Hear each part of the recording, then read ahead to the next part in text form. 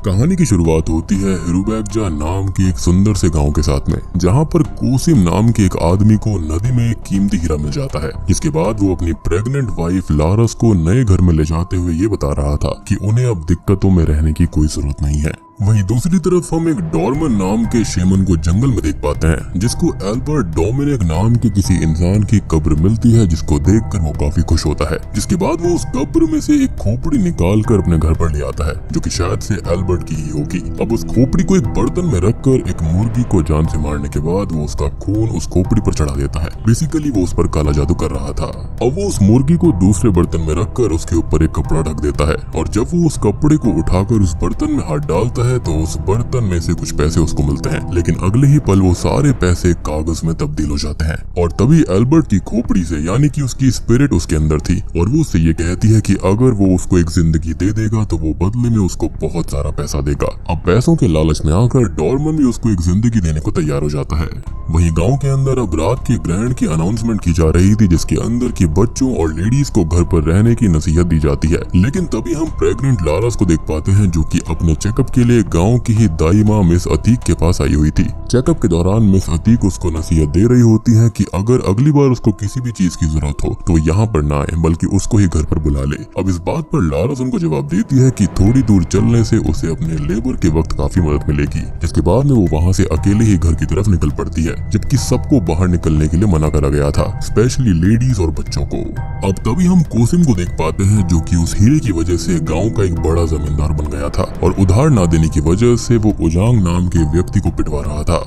जिसके बाद में लारस जंगल में होते हुए घर जा रही होती है कि तभी अचानक से उसके पीछे कई कुत्ते पड़ जाते हैं, और उसे उनसे भागते भागते रात हो जाती है। तभी उसके सामने डॉर्मन आ जाता है, जिससे भागने के चक्कर में वो एक कब्र के अंदर गिर पड़ती है, और उस कब्र की मिट्टी के नीचे धंसने की वजह से वो एक डिमोनिक वर्ल्ड में पहुंच जाती है, जहाँ पर एक बूढ़ा व्यक्ति, जो कि कोई और नहीं बल्कि एल्बर्ट डोमिनिक ही था, वो उसको देखकर खुश हो जाता है, और उसको देखते ही उसके साथ में जबरदस्ती करने लगता है। वहीं दूसरी तरफ कोसिम बाकी गाँव वालों के साथ जंगल में लारस को ढूंढ रहा था। तभी लारस की चीखने चिल्लाने की आवाज सुनकर वो उसके पास पहुंच जाता है, और लारस उसी कब्र के ऊपर पड़ी हुई रो रही थी। उसको देखते ही मिस अतीक बताती है कि उसकी पानी की थैली फट चुकी है, और ये बात सुनकर लारस को डिलीवरी के लिए सीधे घर पर ले जाया जाता है। अब उसकी डिलीवरी करने में काफी परेशानी हो रही थी, और वहीं पर कोसिम बाकी लोगों को समझा रहा था कि लारस के साथ जंगल में हुए हादसे के बारे में किसी को भी पता नहीं चलना चाहिए, क्योंकि अब वो काफी पावरफुल हो गया था और वो बदनामी सहन नहीं कर सकता था। लेकिन इसके बाद में लारस की आवाज सुनकर कोसिम उसके पास पहुंच जाता है, और लारस किसी तरह डिलीवरी कर ही देती है। लेकिन उसके अंदर से बच्चा नहीं निकलता, बल्कि एक अलग टाइप का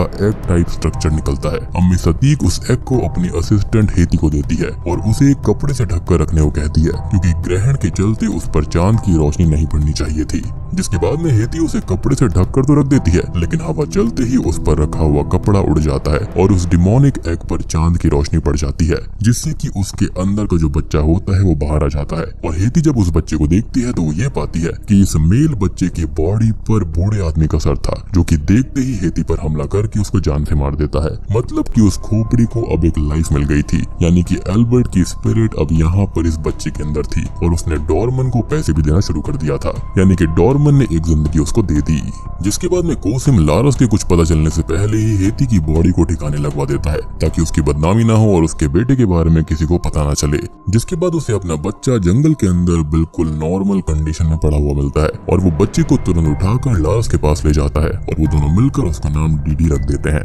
यानी कि यहाँ पर कोसिम इस बात को एक्सेप्ट करना नहीं चाहता था कि उसका चाइल्ड जो है वो डिमोनिक एंटिटी के द्वारा पजेस कर लिया गया है। उसको अपनी इज्जत का बहुत ख्याल था। खैर अब 7 सालों के बाद में कोसिम ने डीडी के खतने की सेरेमनी के लिए एक फंक्शन ऑर्गेनाइज किया था, जिसके अंदर की उसने कई मेहमानों को बुलाया हुआ था। उसके इस फंक्शन में उसका पॉलिटिकल कॉम्पिटिटर सोले भी अपनी वाइफ यूनी के साथ पहुंचता है। अब कॉम्पिटिटर होने की वजह से कोसिम को ये बिल्कुल उम्मीद नहीं थी कि सोले उसके फंक्शन में पहुंच जाएगा, क्योंकि यहाँ पर जो सोले है वो बहुत ही आम इंसान है, बहुत ही अच्छा है, और उसके जो सोच विचार है वो बहुत ही बढ़िया है। दूसरी तरफ कोसिम ऐसा बिल्कुल भी नहीं है, उसके विचार बहुत ही ज्यादा अजीब है, और वो ईगो से भरा हुआ था।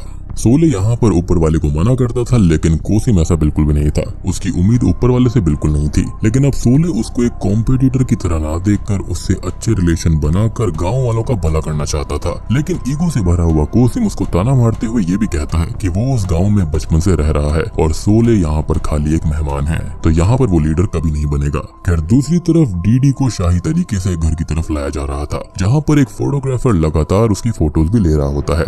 साथ ही में डीडी की इस सेरेमनी के अंदर कई सारे कलाकारों को भी बुलाया गया था, जो कि एक से एक खतरनाक करतब दिखा रहे थे। अब डीडी उनको देखकर काफी खुश हो रहा था, लेकिन जैसे ही डॉर्मन उसके सामने आता है तो डीडी के अंदर का जो एल्बर्ट यानी कि डीमन होता है उसकी पावर्स एक्टिवेट हो जाती हैं। और होता ये है कि डीडी अनजाने में उन सभी कलाकारों का काम खराब कर देता है, जिससे कि किसी की जीभ कट जाती है तो किसी का हाथ, और इसी वजह से वहाँ पर अफरा तफरी का माहौल हो जाता है। ये देखकर डॉर्मन और डीडी दोनों काफी खुश होते हैं, यानी कि डीडी के अंदर का एल्बर्ट। अब सेरेमनी शुरू की जाती है, लेकिन कुछ करने से पहले ही वहाँ पर मौजूद हाजी का जो ब्लेड होता है वो टेढ़ा पड़ जाता है, जिसकी वजह से वहाँ पर मौजूद लोग तरह तरह की बातें करने लगते हैं। और वहीं दूसरी तरफ आजान की आवाज से भी डीडी को परेशानी होने लगी थी। ऑब्वियस सी बात है, वो डीमन है तो उसको परेशानी तो होगी ही। अब इसी बीच हाजी कोसिम को बताता है कि उसके बेटे के अंदर जरूर कोई डिमोनिक शक्ति है, लेकिन कोसिम उसकी एक नहीं सुनता और उसे अपने नौकर आरिस से बाहर फिकवा देता है और सारे मेहमानों से भी वहाँ से जाने को कहता है। बेसिकली यहाँ पर कोसिम इन बातों को एक्सेप्ट करने के लिए तैयार ही नहीं था,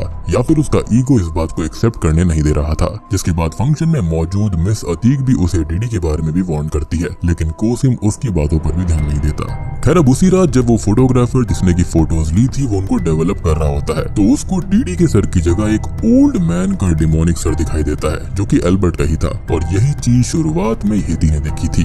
अब ये देखकर वो काफी बुरी तरह डर जाता है और उसको अपने आसपास एक डिमोनिक फोर्स भी महसूस होती है, जो कि कुछ और नहीं बल्कि डीडी के रूप में ही यहाँ पर एल्बर्ट था, और वो अपने डिमोनिक रूप में आकर उसको जान से मार देता है। वहीं दूसरी तरफ बीच रात में कोसिम डीडी को चेक करने के लिए उसके कमरे में पहुंचता है, तो वो देखता है कि वो अपने बेड पर मौजूद नहीं था, लेकिन अगले ही पल डीडी बेड पर वापस आ जाता है, यानी कि बिल्कुल अचानक से। लेकिन कोसिम को उसके पैर पर लगे हुए खून से ये समझ में आ जाता है कि डीडी कुछ खूनी खेल खेल कर आया है, लेकिन स्टिल वो इस बात पर यकीन करने के लिए रेडी नहीं था कि उसका बेटा डिमोनिक था।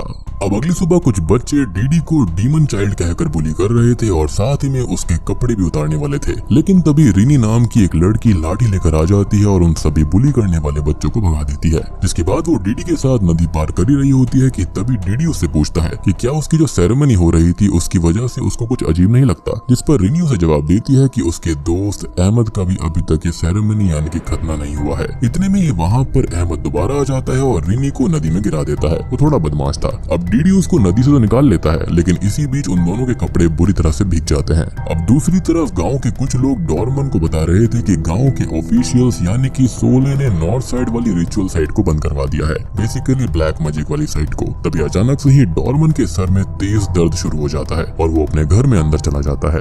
और इस चीज से हमको ये पता चलता है कि डॉर्मन का जो सर का दर्द था वो उस खोपड़ी के बुलाने की वजह से होता था, और इस बार वो खोपड़ी यानी कि एल्बर्ट की स्पिरिट डॉर्मन से नाराज थी। साथ ही में इस बार डॉर्मन उस खोपड़ी से माफी मांगते वक्त उसको दादाजी कहकर एड्रेस कर रहा होता है, जो कि बहुत ही वियर्ड था।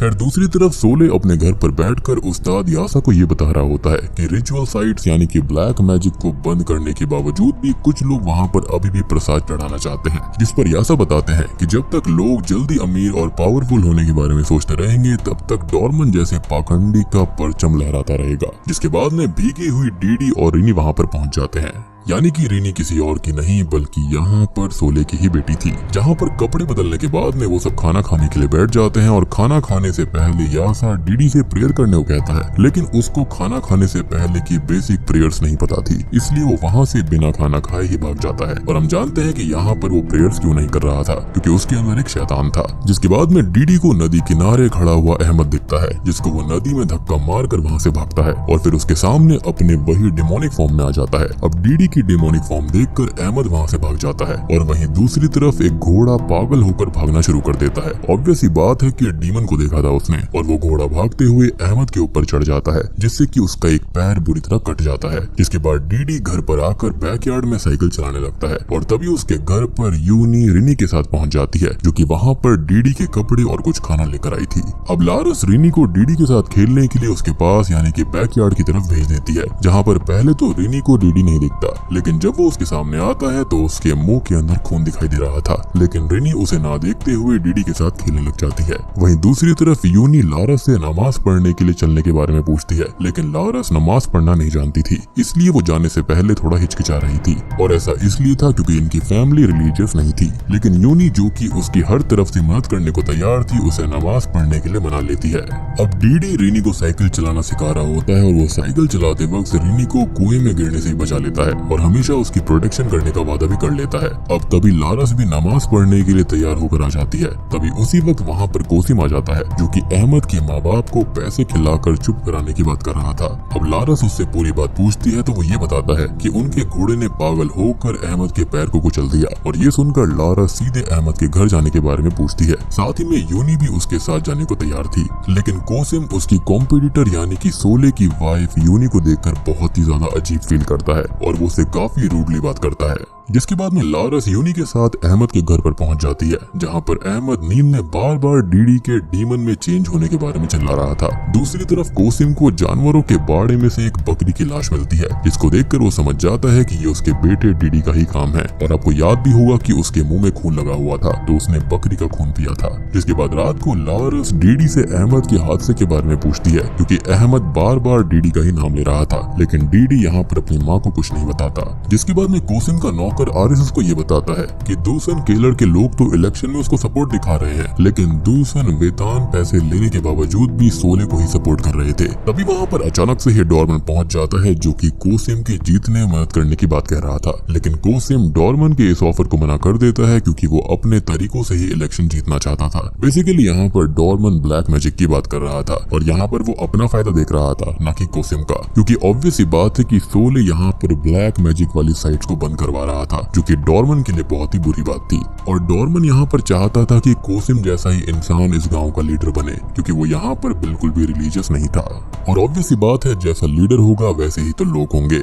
मीनवाइल हम देखते हैं कि यूनी ने लारस को डीडी के सामने पढ़ने के लिए कुछ शब्द दिए थे, जिससे कि उसके ऊपर से शैतान का साया हट पाए। लेकिन जब लारस डीडी के पास जाती है तो वो बड़ी चालाकी से, यानी कि उसके अंदर का जो एल्बर्ट होता है, वो अपने हाथ से बनाई गई एक ड्राइंग को पकड़ा देता है, जिसके अंदर की उसने अपनी फैमिली की ड्राइंग बनाई हुई थी। अब उस ड्राइंग को देखकर लारस बहुत ही इमोशनल और खुश हो जाती है। वो कोसिम को बताती है कि वो गलत थी, जो कि उसने अपने बेटे के बारे में इतना बुरा सोचा। साथ ही में वो कोसिम को बताती है कि उसको ऐसा लग रहा है कि जैसे वो प्रेग्नेंट है। और इस बात को सुनकर कोसिम बिल्कुल ही सरप्राइज्ड हो जाता है, क्योंकि उसको ऐसा लग रहा था कि 7 साल पहले जो उसकी वाइफ के साथ में हादसा हुआ था, उसके बाद वो कभी प्रेग्नेंट नहीं होगी। जिसके बाद सोले और कोसिम दोनों ही अपने तरीकों से इलेक्शन कैंपेन चला रहे थे। और लारस ने भी यूनी के साथ नमाज पढ़ना शुरू कर दिया था। और वहीं पर यूनी सभी लेडीज को गाँव में नई दाइमा मिस वाती से इंट्रोड्यूस कराती है। तभी सोले की स्पीच के बीच में डॉर्मन उसके खाने में कुछ मिला देता है, उस पर ब्लैक मैजिक कर देता है। जिसके बाद में डीडी और रिनी आपस में बात कर रहे होते हैं कि चाहे किसी के भी पिता इलेक्शन में जीते, वो दोनों अपनी दोस्ती कभी नहीं तोड़ेंगे।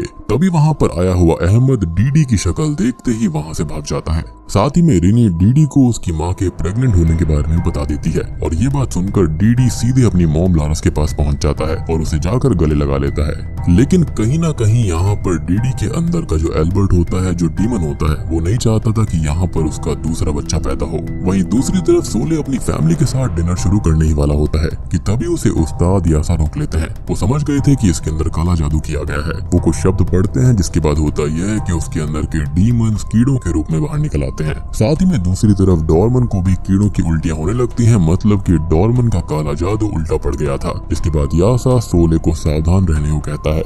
मीनवाइल डॉर्मन काला जादू करके सोले की तस्वीर को आग के ऊपर रख देता है। जिसके बाद में रिनी तेज हवा की वजह से बीच रात में जाग जाती है। और जब वो गेट के पास जाती है तो उसे वहाँ पर डीडी दिख जाता है, जिसका सर एक डीमन में बदल गया था, यानी कि एल्बर्ट में, जो कि वहाँ पर सोले को मारने आया था। लेकिन रिनी की वजह से वो रुक जाता है और बिना कुछ किए हुए ही वहाँ से भाग जाता है। मतलब डीडी यहाँ पर एक बच्चा था, लेकिन उसके अंदर की विल पावर अपनी फ्रेंडशिप को लेकर इतनी ज्यादा थी कि वो यहाँ पर रुक गया और डीमन में नहीं चेंज हुआ। और सबसे बड़ी बात यह है कि यहाँ पर डीडी की बिल्कुल गलती नहीं है। जो गलत किया है वो तो यहाँ पर एल्बर्ट की स्पिरिट ने और डॉर्मन ने किया है। खैर, अब यहाँ पर एक बार फिर से डॉर्मन का काला जादू फेल हो जाता है रिनी की वजह से। अब जब रिनी डीडी के इस डिमोनिक फॉर्म के बारे में बताती है तो यासा 1 मिनट में पता लगा लेते हैं कि वो डीमन कोई और नहीं बल्कि एल्बर्ट डोमिनिक है, जो कि पहले गाँव में एक अमीर इंसान हुआ करता था जिसे बंदरों का दिमाग खाने का शौक था और गांव में उसका विरोध करने वाले लोगों को वो टॉर्चर किया करता था। और तो और वो गांव की औरतों को और लड़कियों के साथ जबरदस्ती भी किया करता। और एक दिन गांव वाले काफी परेशान होकर उसके हाथ पैरों को अलग कर देते हैं और उसको जान से मार देते हैं। और यही रीजन है कि जब डीडी के अंदर का एल्बर्ट बाहर आता है तो खाली उसका फेस दिखाई देता है, क्योंकि उसके हाथ पैर तो यहाँ पर गाँव वालों ने अलग कर दिए थे। अब साथ ही में यासा को ये भी अच्छी तरह पता चल जाता है कि खाली डॉर्मन ही एल्बर्ट की आत्मा को जगाकर डीडी की बॉडी को एक मीडियम की तरह से यूज कर सकता था। और पूरे गांव के अंदर ये अफवाह भी फैली हुई थी कि डॉर्मन असल में एल्बर्ट का नाजायज पोता था।